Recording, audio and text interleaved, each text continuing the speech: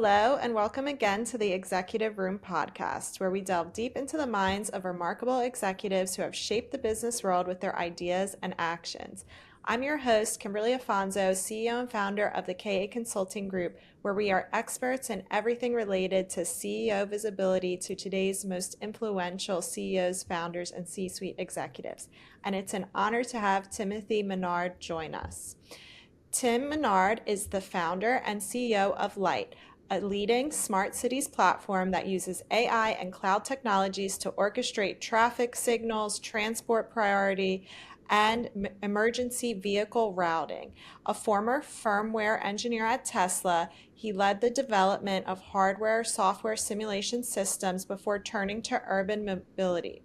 With two grants totaling 1.75 million and deployments in major U.S. metropolitan areas, Tim brings a humanistic systems level lens to solving city infrastructure challenges. So let's get started. Tim, your career path is really inspiring, from helping build Tesla's Model S, X, and 3. Now you founded LYT, a company that's pioneering smarter traffic systems across major U.S. cities. You've secured a variety of grants. You've developed solutions that blend technology with humanistic vision for urban life. So a lot to unpack there. Can you share some of your career journey highlights, and why did you decide to start your own company? Yeah, happy to. There's so much there to talk about, and I'm sure that this will come up numerous times throughout today's interview. So, ultimately, why I decided to start the company is because I was at a very interesting place in time where, having worked at Toyota, what could be arguably the most conservative automotive manufacturer, and then being at Tesla, the most aggressive, is seeing firsthand autonomous vehicles and connected vehicles and like what's possible.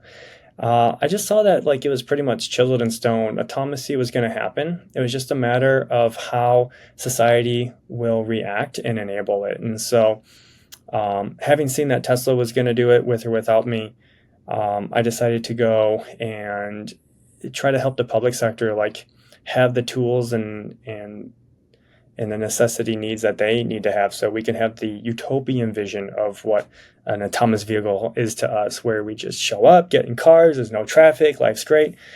There's a lot more that still needs to be done for that. Oh, definitely. So tell us a little bit about that. You've already grown LYT into a trusted partner for transit agencies and emergency services. For listeners unfamiliar, tell us more about your technology. Happy to. So, um, we are a connected vehicle platform. And so, what that simply means is everybody, for about the last 10 years or so, we've seen cars with cellular connectivity, right? So, we're used to what a connected vehicle is: Google Maps or Pandora, Spotify being in your car. So, we have all this information. And shouldn't this information be used to actually change how traffic lights and how we commute? So you have a lot of experience previously at, you mentioned it yourself, Tesla, big automotive companies. What do you think are the biggest challenges right now to really advance the sector with what your company is doing, and the biggest opportunities? So the biggest challenges are, and expanding off the other answer is, since we now live in a world where like all the data is known, where you can open up your phone and you got Google Maps, and we know um, where events and schedules are. How do we bring all that information into one place? Because cities today are not as informed as you would think. They're still going out with clipboards and going outside and checking on things. But with the world being so connective now, that's where light sits in the middle of all these manufacturers, right? Like if you have a Tesla, you can see where your car is. You can pull open the mobile app. You can see. You can you can tell it to drive to you. Like, by connecting these things together, we're now able to improve how cities would manage traffic. And so, to elaborate a little bit more on that, using the case of buses, because it's easy to visualize. If you look in a city, there's buses everywhere, right? They're in traffic, they cause traffic, and if we want people to get out of cars and back on them, they have to be competitive to traffic. And so, since they have GPS on them and they can report where they are, but there's more information. They are on a route, they know what bus stops are going next.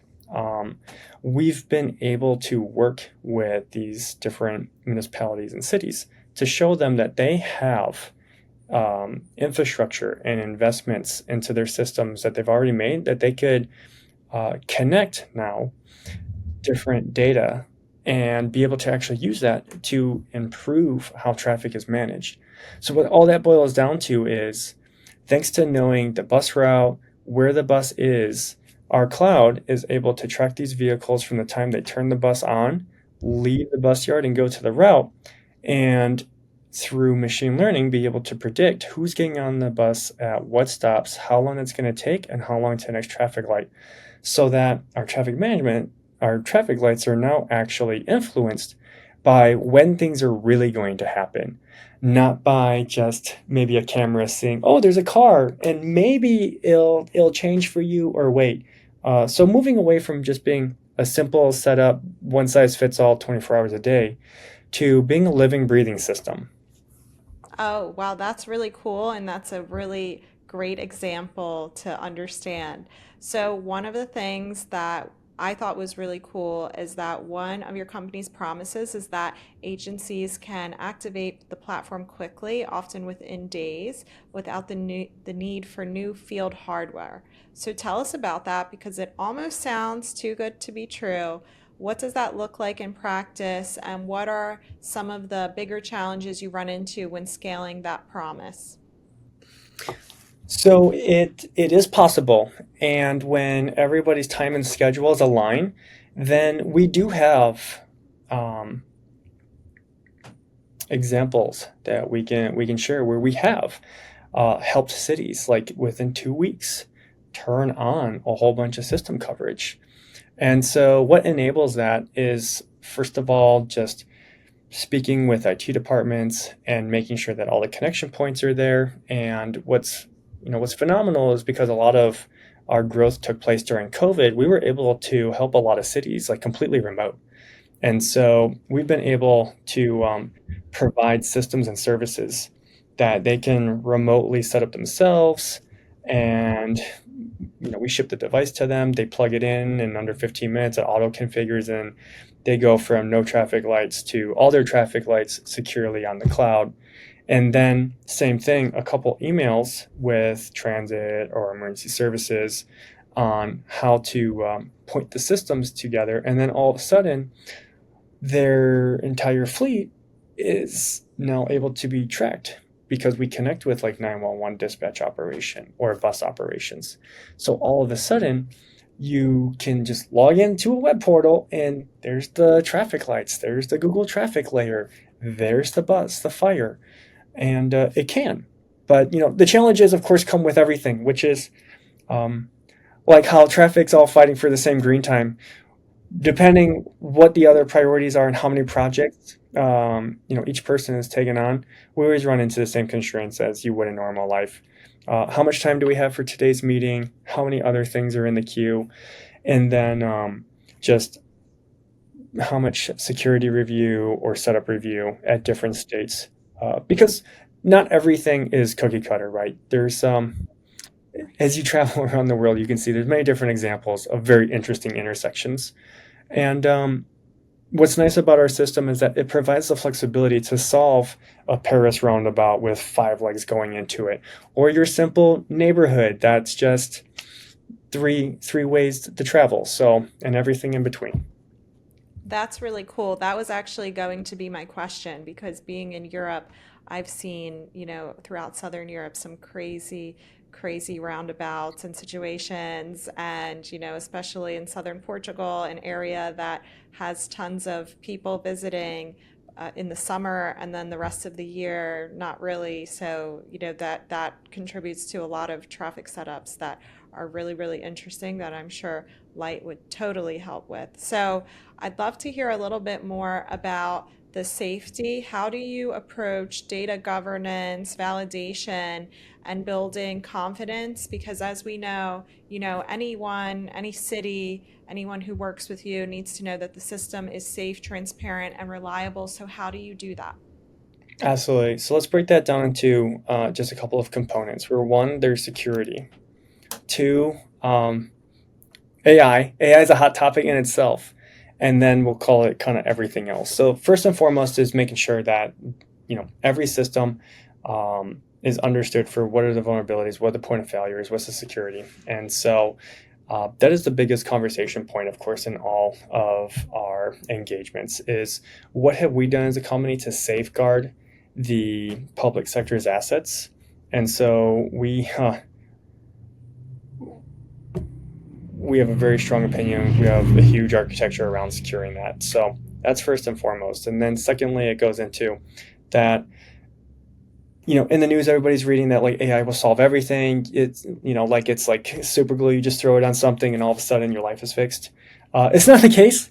This is a piece of a larger system. And so that's really important that as we speak with everybody, that what the actual value is and what data is coming in is that it's not taking personal data, it's not taking your credit card, it's taking public data that you can see outside, and it's literally just analyzing and recording this stuff in real time. And so that's another big component.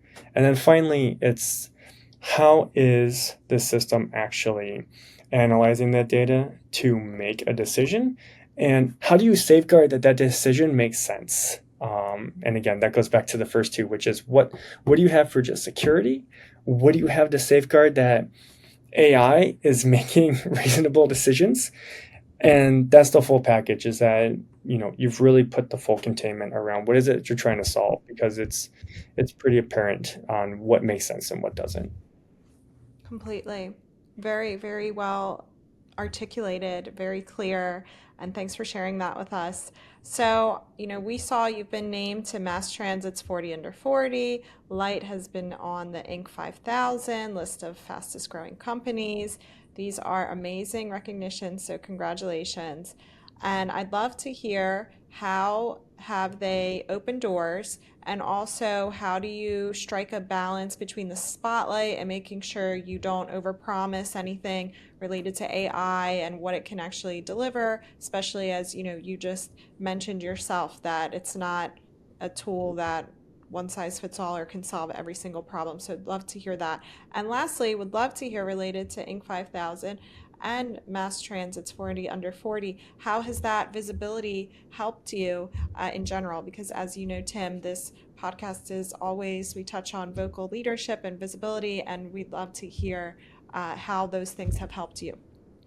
Absolutely, and thank you for that recognition. And so, uh, we'll talk about each one separately. So let's talk about the 40 under 40 by Mass Transit first. So what's really neat about that is, like any list, right? They've been doing it for I think like over a decade, like for quite some time. So there's like an alumni network. So what was really fun was right off the bat announcing on LinkedIn, hey, made it in this year, is just how the people I already work with, like who has been in it before, and just that kind of like community and camaraderie about like, oh, congratulations, welcome to the club, which is great, right? Because there's a lot of good people in the public sector trying to do their best abilities on behalf of us all, and it doesn't get the same coverage, right, as some of the glitz we see. So first and foremost is just it's helping highlight in a sub community of a lot of passionate people, because when you go into a public sector job, you're really genuinely passionate about trying to drive change in society and where you are locally. So the 40 under 40 just really is an excellent accolade, and what we have done to date and what we look to continue to do to date. And that it's it's per refereed, so you got to submit and everything like that. So that's been really helpful in just our customer base of just like really validating that, like, yeah, we're continually going and growing. And then the 40 under 40 has been, I'm sorry, the Inc. 5000, that has also been vindicating in the same way, that our impacts of being a leader in what's possible for transit is allowing and showing that that's really been successful. Because from a business point of view, it means that more transits are buying into it. Other municipal services like fire and emergency are buying into it. That the change that we are preaching is actually making a change. And as they would say, pun intended, where the rubber meets the road, that to be in the top 500 of that list as a company that sells to the government, 5 years ago, 10 years ago, a lot of investors didn't want to touch government. They're like, oh, it's slow. They don't get it. It takes forever. It's not worth it. And here we are going against the grain, showing that no. These are underserved industries. No one has stood up to provide them with the same level of attention that we see in consumer goods or business goods. And they want it and they're hungry and they're getting really big wins. And those accolades are both possible because of the early cities and champions we got to work with who knew better was possible. And in the early days were willing to all work together to make that possible. And so it's really great at the end of the day that, those awards, I might be named on the 40 under 40, and the company is named on the Inc. 5000, but it's really the conglomeration of, this whole team and those early champions that all work together that made it possible for now other cities and agencies and communities to have a better place to live. Incredible. And those are such great accolades that I totally agree bring a lot to meeting people, connections, your current customers, all of that. And really great point, especially about serving the government, because actually that's true. I look at the list every year. I love the Inc. 5000. I think you always discover new, interesting companies. And completely right, you don't see a lot serving the government. So that's amazing. And I'd love to hear a little bit more about your visibility strategies and what our other CEOs and founders can take from them. You've really carefully built your online presence. Use LinkedIn, speaking opportunities at conferences, events, media opportunities like NPR, where you've explained LYT's advanced technology. So, what impact have you seen your visibility has on your company, and what advice would you share with other CEOs and founders who are still hesitant to put themselves out there?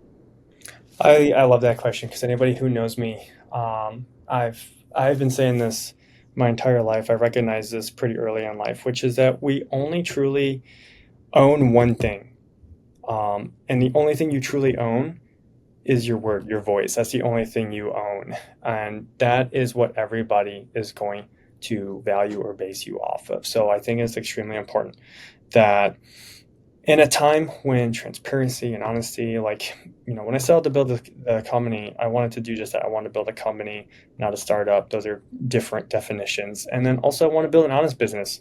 And that goes in hand with, the company's core pillars and my own core pillars, which is that you've got to do what you say and say what you do. And you have to be transparent and hit and communicate the whole way through. And so by getting out there and communicating authentically what you're working on, and there's a difference between bragging and being confident. There's a difference between informing and just over marketing. And so really trying to find that balance now in a time when social media is just explosive all over the place. Really being the same on the camera and off the camera, you should find really powerful, and you should not be afraid to do it. Because, I'm an introvert. I've had to spend a lot of time working to be in front, right? It's not easy for everybody. There's some people that, love the spotlight, and there's other people where it's if you're really analytical, you're going to kind of dread because you're going to want to perfectly talk about what you want to say. But there's another point too, where just being okay with being in flow.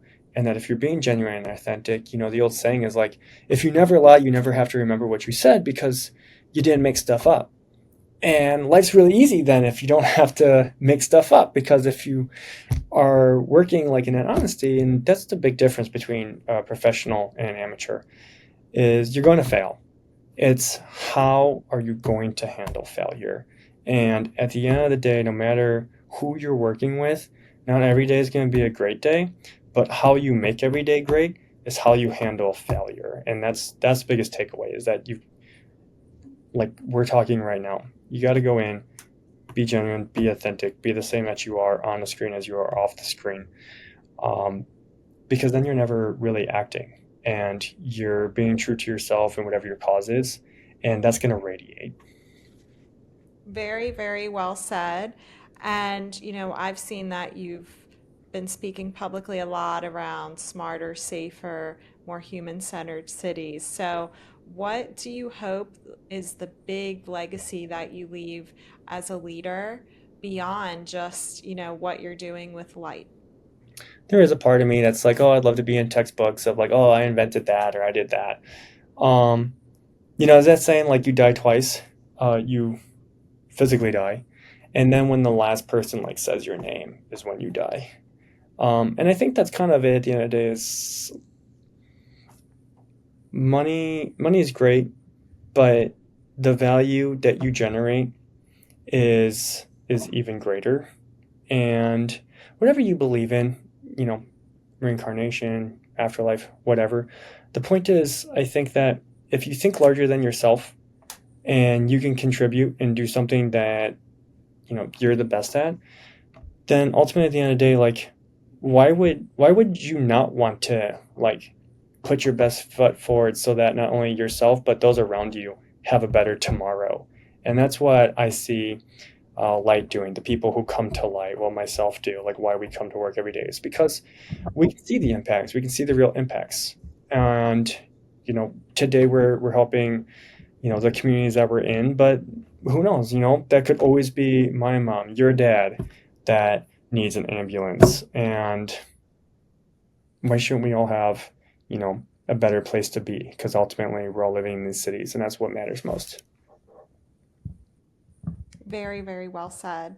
And I'd love to hear a little bit about your top leadership lessons or, however you want to put it, things that you live by in leadership. So it seems like you have a really, really talented, motivated team dedicated to your bigger mission. From hearing you on our podcast today, already can see your unique vision and how authentic you lead from a place of authenticity. Do you have any leadership lessons or things that you always follow at Light and in your other companies' previous experiences as well? Yeah, conversation and dialoguing. It's always good to listen. I think a lot of people think that leadership means um, you just kind of yell things into the void and people, just get down and bow and do whatever you say. But the reality is, you have a team and you bring other experts in because they're experts in there. And that's the fun of coming to work with a team that you've hopefully curated. If you're the leader, if you're the executive or whatever, is your whole role is to put specialists around you so that you have better conversations, not surround yourself with placation. And if you can push past and literally at times, like there are meetings I go to now where I'm just quiet and I just listen and let everybody else. Um, and then it's just my role as CEO to make sure that, hey, everything that we're doing, like how does that fit back into the vision? Are we going the right way? Because you can't be every hat as you mature your business, and you shouldn't be. I gave away like all my engineering responsibilities a long time ago, and I haven't touched system in years, and that's a good thing because now I can focus on like the vision and let the core people, and that's also fulfilling because now your ideas have created work for others, and that work is allowing them to like have their families or do whatever else that they're going to do. So you got to kind of remember how your impact not only just impacts the business but everybody around you. And if you've got all of that understood, then you're going to constantly um, be a trusted source for whoever it is that you come in contact with. Very, very insightful. And thank you for sharing that with us. And, I'd love to end now, Tim, with A question that I'm really curious to hear your answer with all of the work you do. If you could live anywhere in the world, which city would you prefer to live in? So that's part one. And second, who's doing the best with light, if you can share?